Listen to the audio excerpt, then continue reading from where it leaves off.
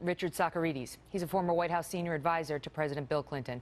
Great to see you, Richard. So good to see you, Megyn. It's been amazing. You know, thanks for having me. Sure, you bet. Picking up on where I left off with the congressman, you know, we saw Donald Trump's poll numbers collapse when the whole, you know, Access Hollywood and the attacking Alicia Machado and all that stuff with the women came out in the beginning of October.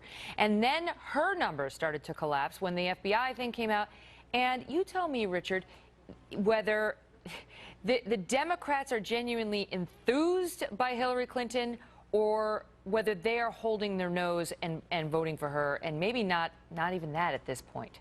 Well, let me say this. First of all, I think that I've always said, and I think many of us who follow these things have always believed, that this will be a close election. The country is closely divided. Presidential elections are very important, and they are traditionally very close. So I am not surprised that the election is getting closer as we get closer to the voting.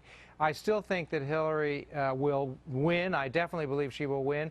I think it will be, you know, a 2 or 3 point win, but I definitely think she's ahead. I think she is in a much better place to carry the election than he is right now.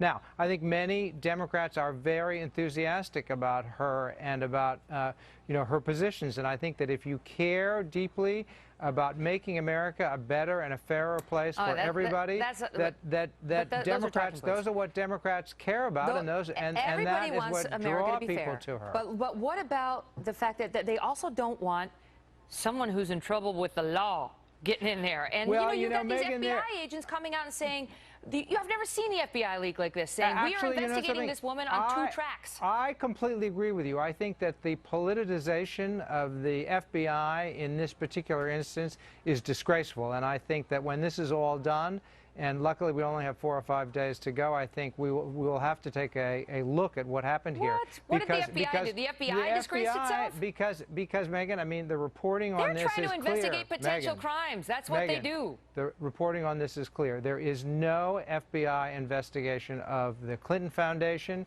ABC News reported that this afternoon. I mean, we cannot even agree on a basic fact as this. We have conflicting information on that, Richard. Well, Megyn, we have conflicting information on that. We have at least 2 sources in the FBI we definitely saying have conflicting.